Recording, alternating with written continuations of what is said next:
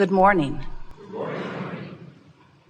We are extremely pleased that you are here.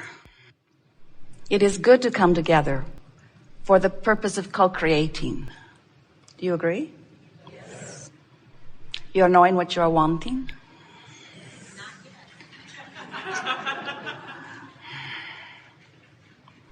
You enjoy the evolution of your desire? You realize that we are taking thought beyond that which it has been before?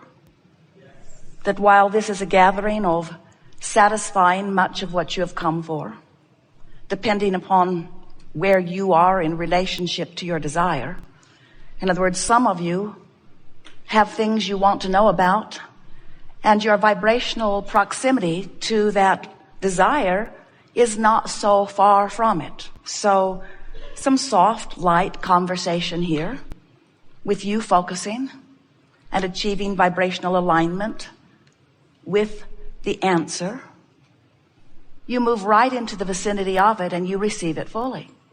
But sometimes your life experience has you focused in a way that you are so much more aware of where you stand, which is not where you want to be, that even though you are articulating a question that really defines what you want to know or need to know or want to achieve or need to achieve, but you are so involved in the where you are. You're so aware that you don't know the answer or that you don't know what to do. You feel so discouraged or disappointed or resentful or angry or confused, or you just simply are more aware of the absence of what you want than what you want.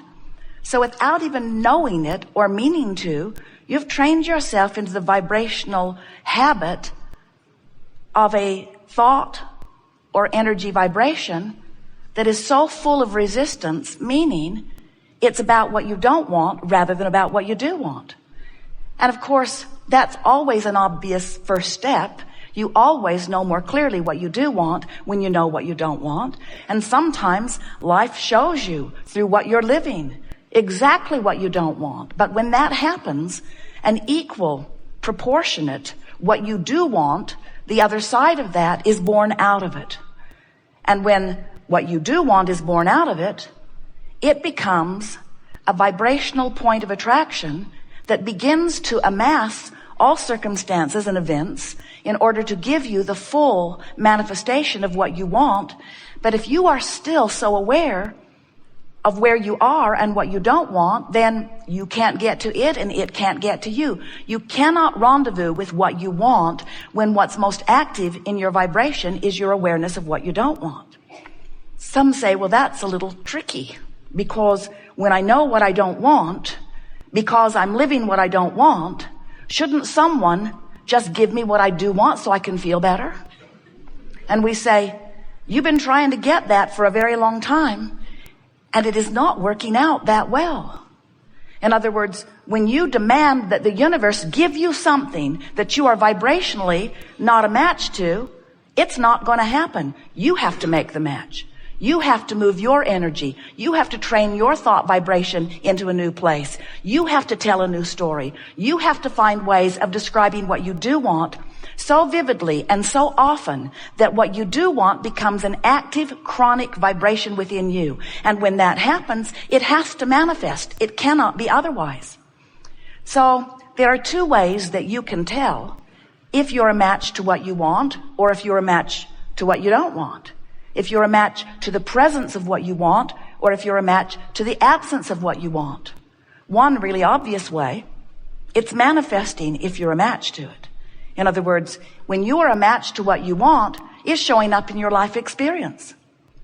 The other way is you can tell by the way you feel, whether you're moving toward or away from what you are really looking for.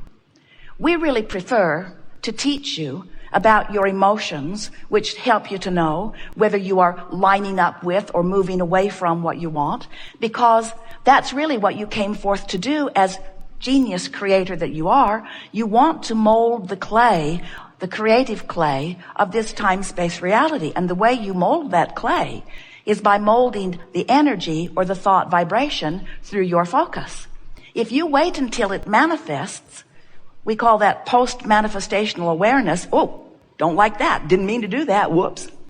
It's hard to suck it back, isn't it? Once it's manifested, once it's in your body or not in your bank account, or once your relationship has crumbled or your empire, once you are discordant from what you are wanting to the degree that the discordant has manifested rather than the harmony, you still can turn it around, but it's harder. It's much easier to catch it in the early subtle stages. When you are in this vortex of creation, you are living as you've intended to be.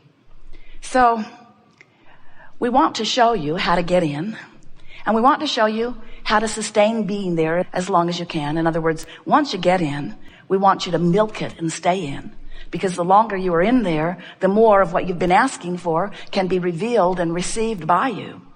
But we do not want to give you the impression that it is your job to always and only be in the vortex. If that were your intention, you would have remained dead like us. If that were your intention, you would have remained only this pure positive energy that's always in the vortex. But you came forth with the intention of sometimes stepping out of the vortex into the contrast to know what you don't want so that you can know what you do want. You just did not one of you ever intend to make a lifetime career of being out of the vortex. You didn't plan on making it a career to be in the step one phase. And step one is ask. And contrast induces the asking.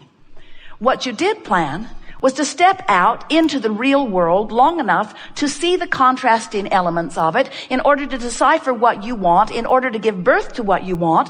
But you intended, every one of you, to then, once you have decided what you want, to then give your undivided attention to what you want.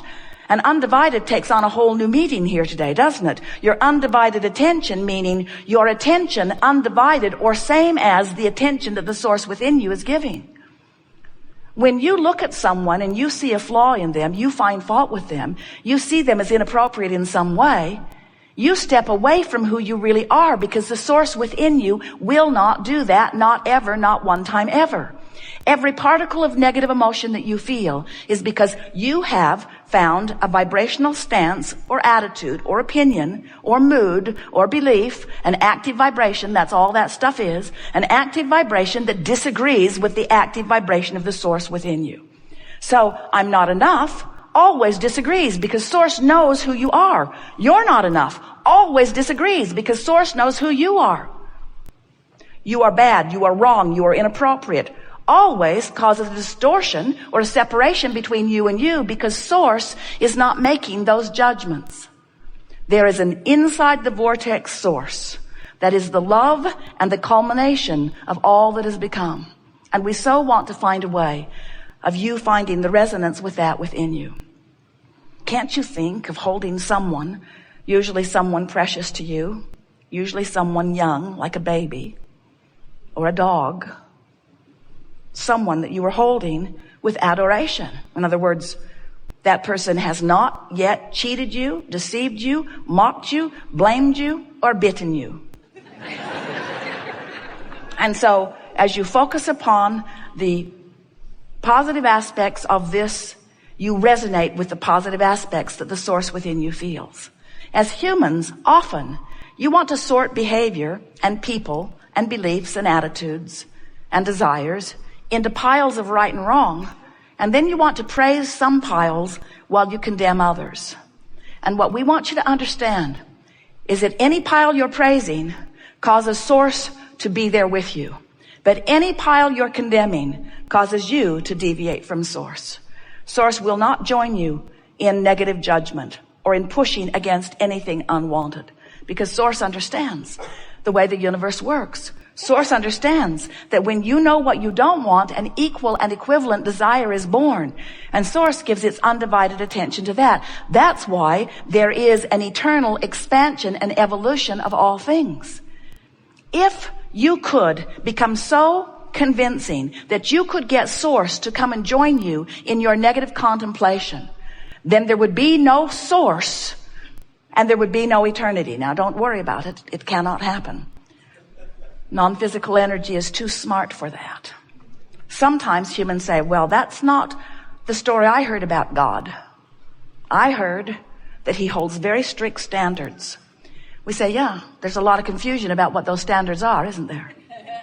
You're killing each other all day, every day over your discontent or non-agreement about what you think God thinks you should do. But you say, no, the God that I've heard about holds very strict, very, very strict rules. And when I keep those rules, I am loved by God. But when I break those rules, then I receive the wrath of God. Then I am condemned by God. And we say, that is a God that man has fashioned when he was outside of the vortex.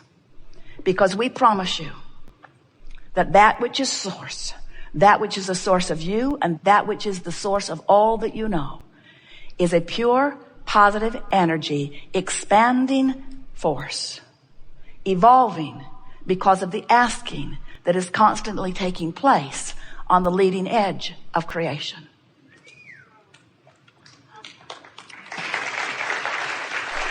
It's a wonderful thing to realize who you are. And you know, you can figure it out personally. You don't have to take anybody else's word for it.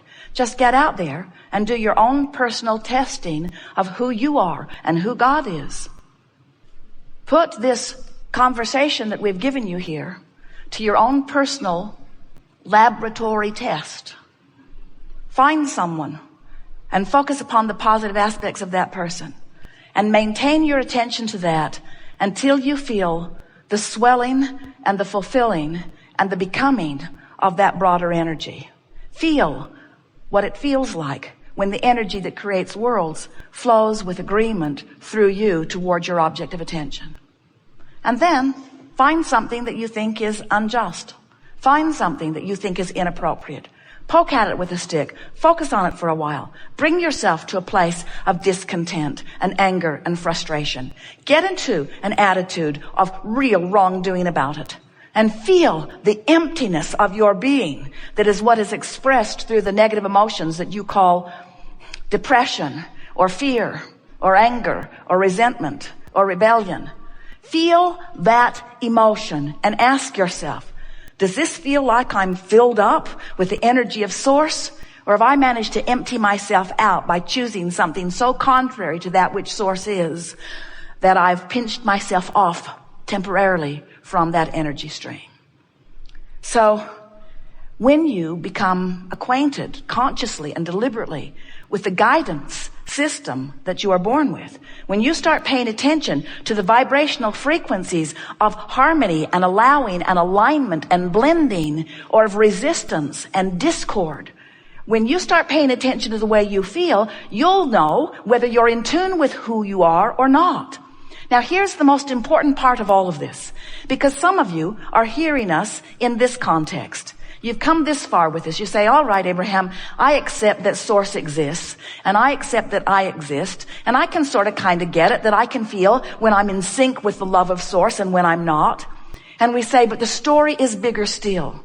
The reason that you, in your physical body, feel any negative emotion or any positive emotion, the reason that you feel the vibrational relationship is because in your living of life, you keep asking for more. And in that asking, hear this, in that asking, you keep becoming. When you ask, you become immediately what you're asking for. When you are sick and you ask for wellness, vibrationally speaking, you become it immediately. So the larger part of you has become well in your asking. And asking and asking and asking and asking and asking and asking. It happened the first time, but each time you ask, you amend the desire. So the vibrational body, that is you, has become weller every time you were sick. The vibrational beingness of you became more prosperous every time you felt not enough of something that you wanted or needed.